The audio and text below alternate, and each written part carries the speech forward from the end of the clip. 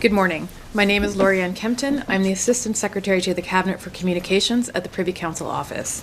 Today I'm joined by Alan Sutherland, Assistant Secretary to the Cabinet for Machinery of Government and Democratic Institutions at the Privy Council Office, Vanessa Lloyd, Chair of the Security and Intelligence Threats to Election Task Force, Bridget Walsh, Associate Head, Canadian Centre for Cybersecurity, part of the Communications Security Establishment Canada, Larissa Galadza, Director General, Cyber, Critical Technology and Democratic Resilience Bureau at Global Affairs Canada.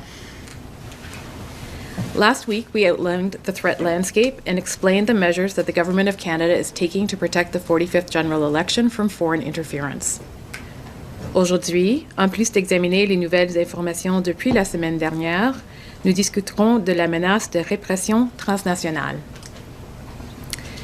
Over the past week, the panel of the Critical Election Incident Public Protocol has met and been briefed by the Security and Intelligence Threats to Election Task Force, also known as SITE. The panel has not found any incidents that have impacted Canada's ability to have a free and fair election. One concerning trend is the intensification and rise in threats of violence and intimidation directed at Canadian public figures. That is why the Government of Canada has introduced the Candidate Security Program. This program provides an additional layer of security through unarmed private sector security services to candidates who feel intimidated or threatened. It is in Canada's vital national interest that Canadians running for elected office feel safe. This new program will complement other measures to keep candidates safe, such as the SITE Task Force briefings to security-cleared representatives of political parties represented in the House of Commons, one of which occurred last week, and the CSE hotline for candidates. Pour obtenir de plus amples renseignements, les candidats peuvent consulter la page web d'institutions démocratiques. As part of its mandate, another area the SITE Task Force continues to monitor is transnational repression. In the report on the public inquiry into foreign interference, the Honourable Justice Hogue issued a call to action on transnational repression. She noted her concern over what she had heard during the inquiry and observed that transnational repression seems to be on the rise as the world continues to change rapidly. Internationally, Canada is working with our partners and allies to address this pressing global threat. As part of Canada's 2025 presidency, G7 members will come together to discuss a coordinated response to countering transnational repression. Here at home, we are taking a whole-of-society approach. Canada's security and intelligence organizations are at the front line of efforts to detect and counter this threat. To all Canadians, if someone pressures you or threatens you to vote in a certain way, please remember two things. First, your vote is secret and secure. They will not be able to find out who you vote for. And second, it is an offense to threaten someone so that they change their vote. As soon as it is safe, write down details about the situation, such as the person, location, and the event. You can report incidents to local police in your area. You can also contact the RCMP National Security Information Network to report non-immediate threats. Vous pouvez obtenir de plus amples renseignements sur la page web d'Election Canada. As I mentioned last week, the panel has a high threshold for intervention. As well, the panel does not monitor individual opinions or perspectives or perceived or public influence. Cyber criminals have become experts at leveraging timely events and using sophisticated techniques to trick people into sharing personal or financial information. This can lead to incidents like phishing scams. The best way for Canadians to protect themselves is to learn how to spot disinformation and scams like phishing. Le site web d'Institutions démocratiques du gouvernement du Canada propose plusieurs conseils et astuces pour repérer ce type de désinformation. Canadians can also get information and practical advice on how to avoid falling victim to these attempts on CSE's Get Cyber Safe website. The panel will continue to meet regularly to be briefed by SITE. This will be done at least once a week or more often as required. We will continue to safeguard the integrity of this election for all Canadians. Nous continuerons également de communiquer de l'information à jour aux médias. Thanks to the efforts of civil society groups, the media, academia, and government departments and agencies, Canadians understand the threats posed by foreign interference to our democratic institutions and processes. Okay, we will pass on to the question period. I'll start in the room. A reminder for those on Zoom, please use the raise hand function if you have a question. I will start with Emily Hawes from the Globe and Mail. Hi, thank you for taking your questions. I was just wondering, the social media companies had reached out to Elections Canada, had written back these letters saying, kind of outlining their policies for the election, including their content kind of moderation policies around the election integrity and things like community notes for X. What do you make of the responses of those letters? And do you think, they are doing enough to guard against, foreign interference and mis and disinformation? Maybe I'll turn to you on that one. Yeah, so not being specifically familiar with the letters that you just outlined, it's very true that the social media platforms have an ongoing relationship with Elections Canada that focuses on issues related to the administration of the election. One of the things that the social media companies do, many of them, that I think is actually quite beneficial is they post good information, squeeze out some of the bad information that is on their platforms as relates to things like when is the election, how do you vote, issues related to that. So those are ongoing relationships. I think for the specifics of your question, I think you'd need to engage with Elections Canada. And then otherwise, so very early, Ms. Kempton, anyone can answer this, you talked about growing threats against politicians, but I wanted to kind of circumscribe that in terms of time. Have you seen that since the beginning of the election, and of maybe all the phenomenon that you've mentioned, intensification of threats, you've mentioned disinformation, AI manipulation, et cetera, et cetera. What have you seen in particular, maybe possibly sharpen or increase since, I'm forgetting the date, but day one of the election? I don't know that we have seen things particularly sharpen since day one of the election. I do think we have seen, certainly over time, the last several months, the last year, disinformation remains on the rise continually in all aspects of society. And I think we have seen over the last couple of years a rise in threats and in attempts at intimidation of public figures, again, across the political spectrum. Maybe I'll turn to Greg at the RCMP if the RCMP has anything they'd like to add to that. No, just to say that the RCMP is seized with the. Oh, can you hear me? I can. Yeah. So the RCMP is very well seized with the issue of threats to candidates. To be clear, the RCMP's protective mandate extends to the Prime Minister as well as the leaders of parties with standing in Parliament. And any determination for the extension of protective services is at the discretion of the Minister of Public Safety, that needs to designate an individual for such protection. That said, there is a new program for candidate security that is being led by PCO, and that is meant to address issues such as this, because the RCMP unfortunately cannot be everywhere all at once. Thank you. Yeah, just to follow up a bit, you have seen over the past few years issues of intimidation of politicians. It's happened on Parliament Hill, it's happened in ridings. And if you look more generally around the world, you've seen peer countries where issues of tendencies towards violence have been seen. So it's with that in mind that the efforts of the RCMP are applied to, as Greg mentioned, to ministers and leaders of officially recognized parties. And the candidate security program is an additional layer of support that's being provided to candidates of all parties. David Thurton from CBC. I'm curious about the social media platforms. A fair number of them have either significantly changed or straight up removed their monitoring or misinformation monitoring programs. I'm thinking of X. I'm thinking of Meta. Has that impacted your ability to monitor that ecosystem? Does that concern you in terms of how quickly and efficiently palpably false information is being addressed? And maybe I'll start with Larissa and then we'll turn to Al.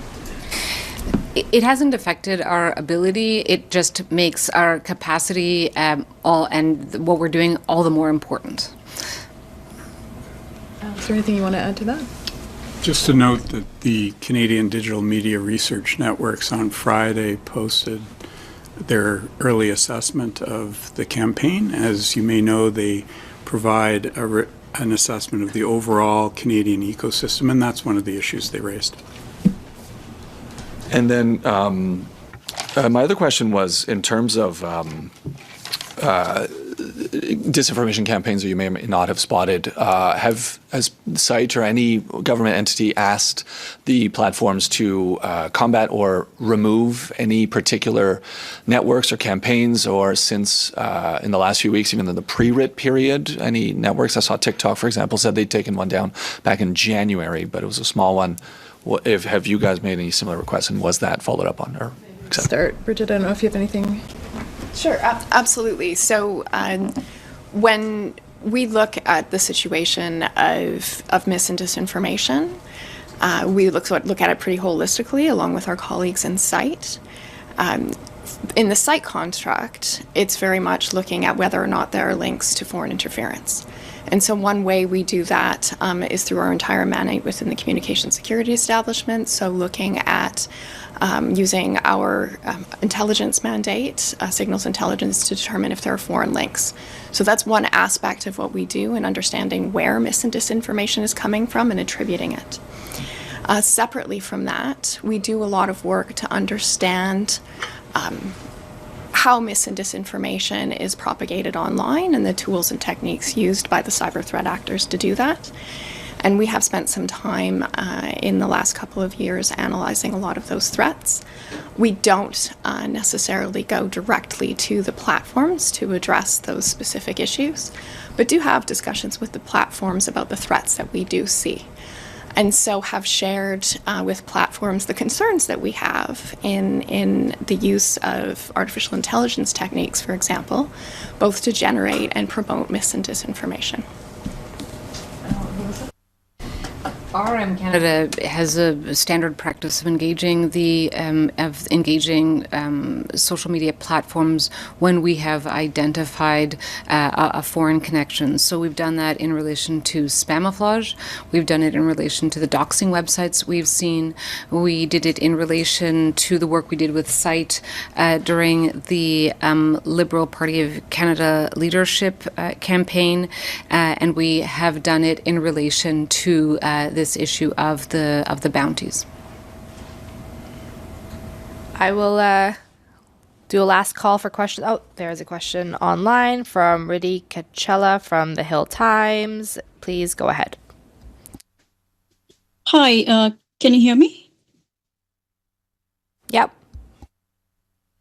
Great. You might have already answered a part of it, but I wanted to specifically ask you about TikTok, since you mentioned threats from the PRC, and in the past we've heard about, how TikTok could kind of be linked to the Chinese government and administration.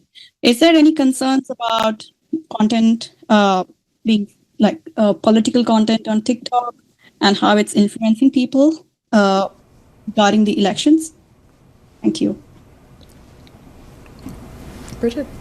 Maybe I'll just say, as I had just mentioned, we do look at the content of understanding what a particular mis and disinformation issue may be. So we, within the communication security establishment, don't monitor what we see online. So our colleagues, for example, at the GAC RRM, do monitor for mis and disinformation. But when it comes to particular issues of mis and disinformation and understanding who may be behind a particular campaign, we can and do use our foreign intelligence mandate to inform those connections.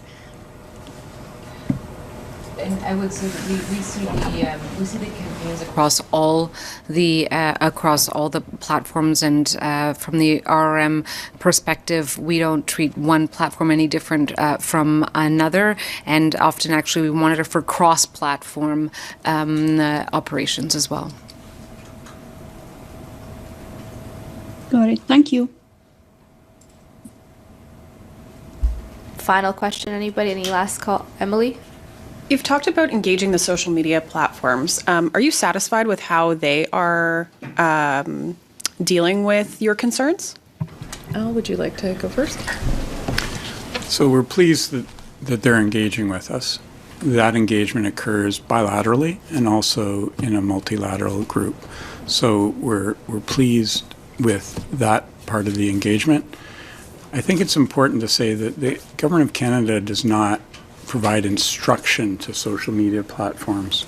Instead, what we do, and I think Brigitte mentioned it quite properly, is what's provided is a sharing of information. It's more like a clearinghouse. And what we do is we encourage them to enforce their community standards. Is there anything you'd like to add to that? No, that's exactly correct. Okay. Vanessa? I would. I think it's really important to remember that countering disinformation is a whole of society effort. So the questions are focused on what we're expecting social media platforms to do. But Al mentioned earlier that there are other think tanks and enterprises that are looking at this ecosystem.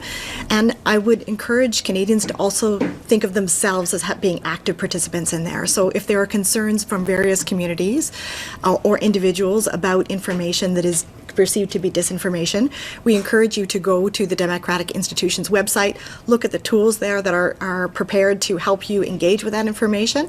And if you have your own concerns specific to the ability to proceed with this democratic process that are elections, report to the social media platforms. And if you have concerns about specific instances that could be foreign interference, please encourage you to report to site in that regard so we can continue our monitoring effectively.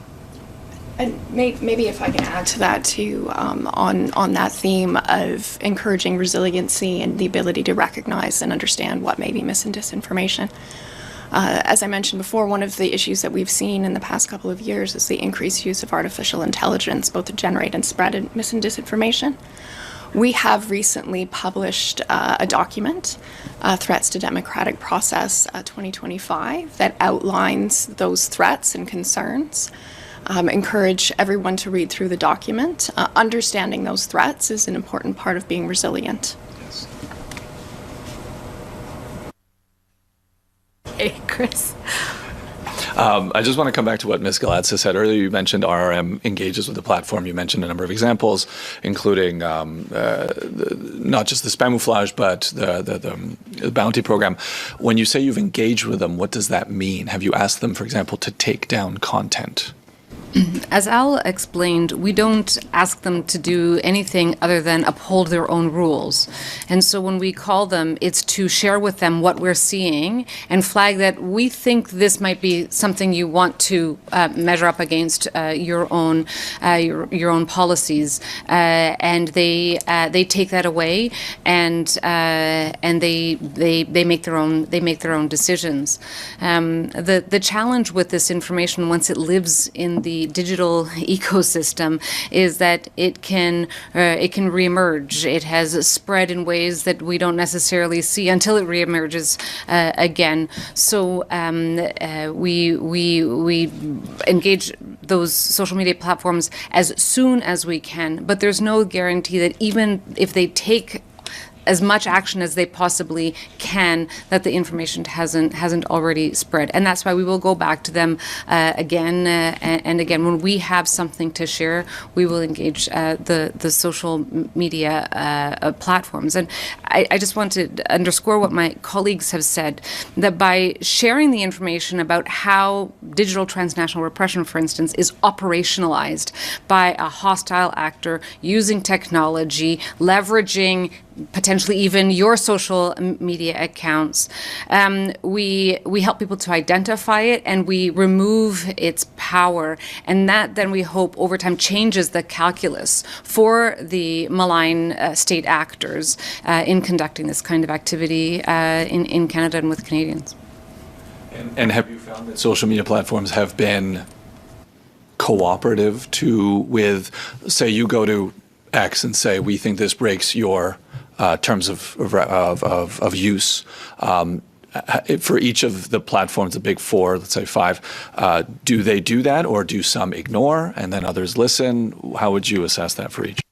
Always answer our phone calls, and they take the action as they see fit.